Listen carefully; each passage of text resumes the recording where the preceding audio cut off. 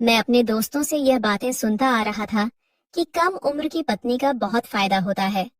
एक तो वह डर और झिझक की वजह से बहुत कम बोलती है। उसको ज्यादा दुनियादारी की समझ नहीं होती है। जिस रंग में उसको रंग दो, उसी रंग में रंग जाती है।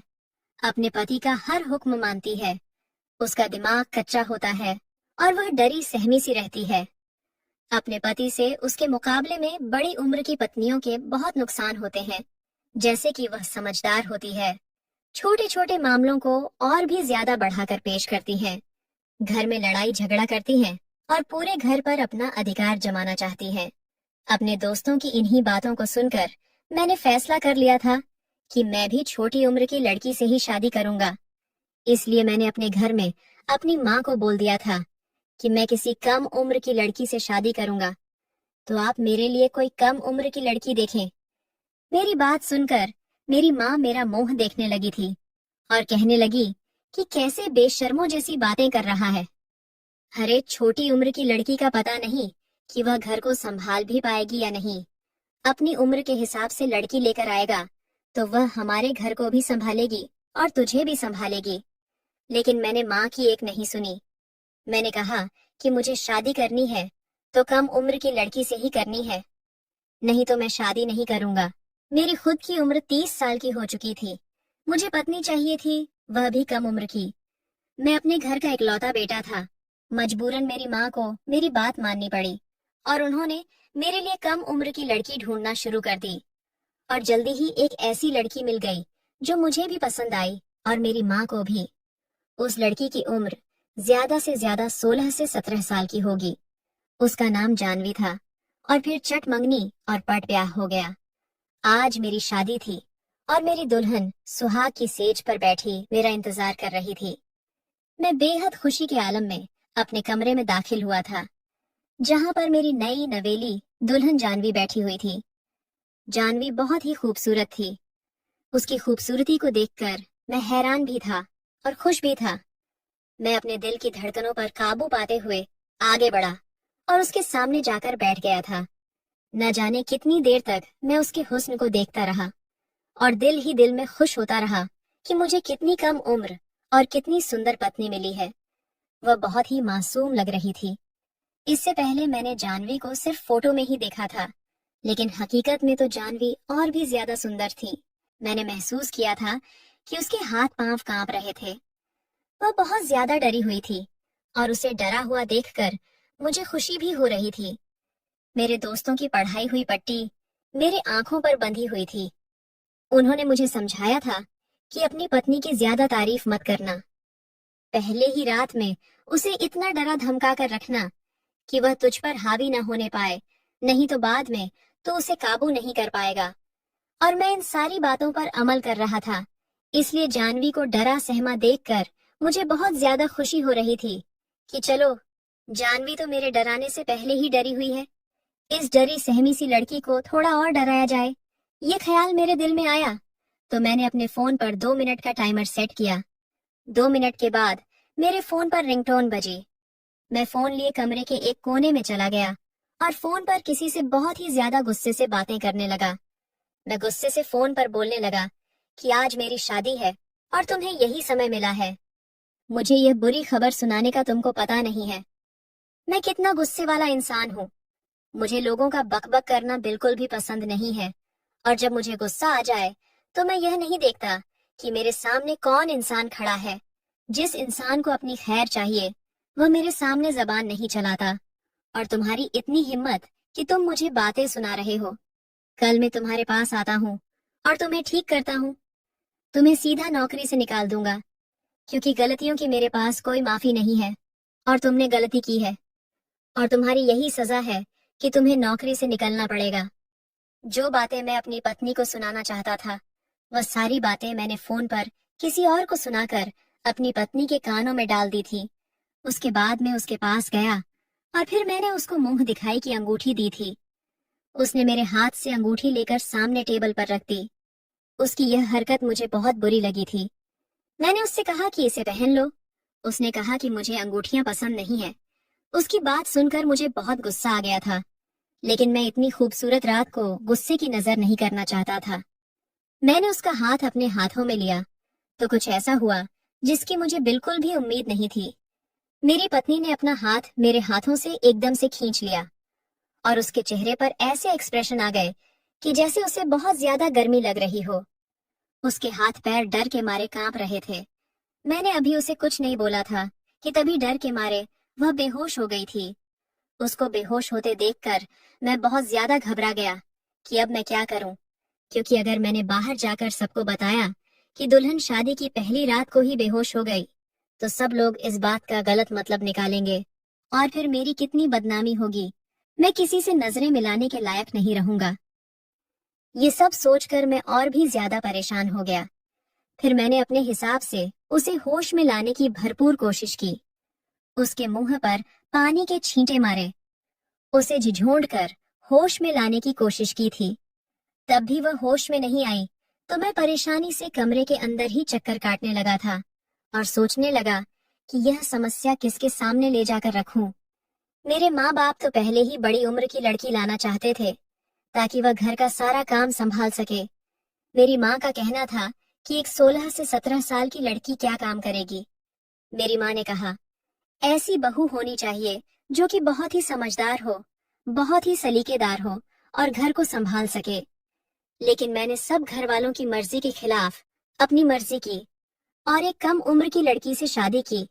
अब अगर मैं सबके सामने जाकर कहूँ कि वह बेहोश हो गई है तो सब मेरा मजाक उड़ाएंगे कि कम उम्र की लड़की से शादी करोगे तो यही होगा। जब पूरा 1 घंटा गुजर गया और वह होश में नहीं आई तो मैंने अपने एक दोस्त को फोन किया और उसे सारी बात बताई। मेरी बात सुनकर मेरा दोस्त जोर जोर से हंसने लगा और हंसते हंसते लोटपोट हो गया। उसकी हंसी मुझे और भी गुस्सा दिलाने लगी थी। मैंने उसे कहा कि हंसने और मजाक उड़ाने का वक्त नहीं है, मुझे तुम्हारी मदद की जरूरत है। मैं घर वालों में से किसी को कुछ नहीं बताना चाहता, बस किसी तरह वह होश में आ जाए। मुझे सर्दी में भी पसीने आ रहे थे। मेरे दोस्त की पत्नी डॉक्टर थी, इसलिए मैंने उसे फोन किया था कि शायद यहाँ से मेरी कोई मदद हो जाएगी। मेरे दोस्त ने कहा कि परेशान होने की जरूरत नहीं है, मैं अपनी पत्नी को तेरे घर लेकर आ रहा हूँ। उसकी यह बात सुनकर मैं और भी ज्यादा परेशान हो गया था, क्योंकि शादी खत्म हो चुकी थी। मेहमान अपने अपने घरों को जा चुके थे। सब घर वाले सोने की तैयारियां कर रहे थे और अगर ऐसे में वह हमारे घर आ गई तो फिर सब लोग क्या सोचेंगे।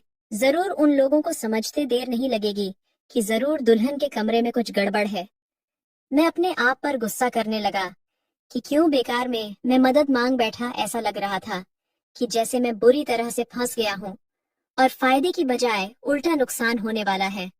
मैंने उसे साफ मना कर दिया कि अपनी पत्नी को मेरे घर मत लाना, मेरी बदनामी हो जाएगी, मुझसे सवाल जवाब किए जाएंगे। उसने कहा कि ठीक है, परेशान मत हो, मैं फोन पर ही अपनी पत्नी से तेरी बात करवा देता हूँ। अपने दोस्त की ये बात मुझे ठीक लगी थी और मैं उसकी डॉक्टर पत्नी से बात करने लगा और जानवी को होश में लाने की तरकीबें पूछने लगा। मेरे दोस्त की पत्नी ने मुझसे कहा कि जानवी के पैरों के तलवों पर मालिश करो और उस पर कंबल डाल दो, क्योंकि सर्दी है, इस तरह से गर्माहट मिलेगी और वह होश में आ जाएगी। उसकी बात सुनकर मैं यही सब करने लगा था, लेकिन फिर भी उसे होश नहीं आ रहा था। मेरा दोस्त पीछे से बड़बड़ा रहा था और उसकी पत्नी मुझे तरीके बता रही थी। मैं बहुत ज्यादा परेशान हो चुका था, इसलिए मैंने अचानक ही बोल दिया कि जानवी को होश आ गया है। दरअसल मैं यह सारी सूरत हाल से बहुत ज्यादा परेशान हो चुका था और इसीलिए मुझे झूठ बोलना पड़ा कि जानवी होश में आ चुकी है। हालांकि जानवी अभी तक होश में नहीं आई थी। मैंने उन लोगों का धन्यवाद किया और फोन काट दिया। परेशान होकर मैंने अपना सर अपने हाथों में थाम लिया। कुछ भी समझ नहीं आ रहा था, क्या करूं? तभी मेरी नजर उस साइड टेबल पर रखी दवाई की शीशी पर गई थी और उस दवाई को देखते ही मेरे कदमों तले से जमीन निकल गई थी, क्योंकि यह दवाई तो नींद की थी। शीशी में से थोड़ी सी दवा टेबल पर भी पड़ी हुई थी और जिस गिलास में जानवी ने पानी पिया था उसमें भी थोड़ी सी दवा लगी हुई थी। इसका मतलब मेरी पत्नी जानवी ने जानबूझकर बेहोशी की दवा खाई थी और जाहिर था कि दवा को अपना असर करने में थोड़ा वक्त लगा होगा। जितनी देर में उससे बातें कर रहा था, इतनी देर में दवाई ने अपना असर कर दिया था और वह बेहोश हो गई और ये दवाई अगर उसने खाई थी तो फिर उसे कोई भी होश में नहीं ला सकता था। मैंने अपनी पत्नी को हैरान होकर देखा। मुझे तो बहुत ही मासूम लड़की लगी थी, लेकिन वह बिल्कुल नहीं थी। मुझे पूरी रात नींद नहीं आई। सोच सोच कर मेरा दिमाग फटने लगा कि आखिर यह सब क्या है। मेरी पत्नी ने अपने ही सुहाग रात में खुद को बेहोश क्यों कर लिया था? क्या वह मेरे साथ वक्त गुजारना नहीं चाहती थी? क्या वह मुझे पसंद नहीं करती थी? पूरी रात मैं इसी उलझन में रहा। सुबह लगभग 5 बजे दरवाजे पर दस्तक हुई थी। मैं अभी आधे घंटे पहले ही सोया था। बैठे बैठे ही मेरी आंख लग गई थी। मैंने जाकर बाहर देखा तो मेरी माँ खड़ी थी। उनको देखकर तो मैं हैरान हो गया था। इस समय तो हमारे घर में कोई भी नहीं जागता था।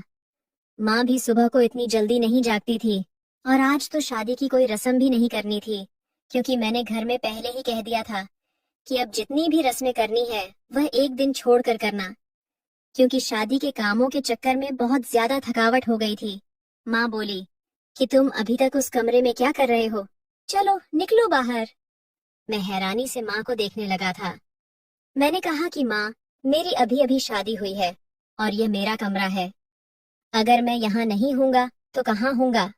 मेरी बात सुनकर माँ बोली कि हमारी खानदान में ये परंपरा है कि शादी की पहली रात दूल्हा दुल्हन शादी वाले कमरे में बहुत देर तक नहीं रुकते।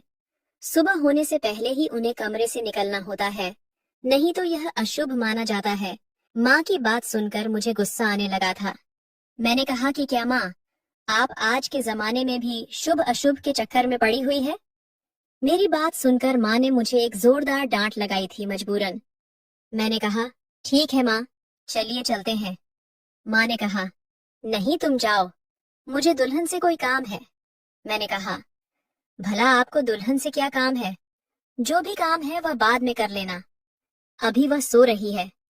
मैं नहीं चाहता था कि मेरी माँ को पता चले कि मेरी पत्नी बेहोश हो चुकी थी, क्योंकि वह तो यही समझती कि वह मेरी वजह से बेहोश हुई है। मेरी माँ ने कहा कि पागल, शादी तो तूने कर ली है, लेकिन और भी कुछ जरूरी बातें होती हैं जो मुझे दुल्हन से पूछना है, और मैं वही जरूरी बातें दुल्हन से पूछने जा रही हूँ। पता नहीं तेरे दिमाग में क्या भूसा भर गया था, जो इतनी कम उम्र की लड़की से शादी कर ली। बड़ी उम्र की लड़की होती तो उसे थोड़ी समझ होती। अब इतनी कम उम्र की लड़की लाए हो तो उसका ध्यान तो रखना ही पड़ेगा। जाकर देखो ठीक है या नहीं। इतना तो मैं बच्चा नहीं था कि मुझे मेरी माँ की बात समझ में नहीं आती। मैं अपनी माँ का मतलब समझ चुका था, लेकिन जब वह पहले ही बेहोश हो गई तो भला इस बात की क्या तुक। मैंने अपनी माँ को बहुत बहाने बनाए कि मेरे साथ चले। मैंने कपड़े बदलने हैं, मुझे पता नहीं मेरे कपड़े कहाँ पड़े हैं।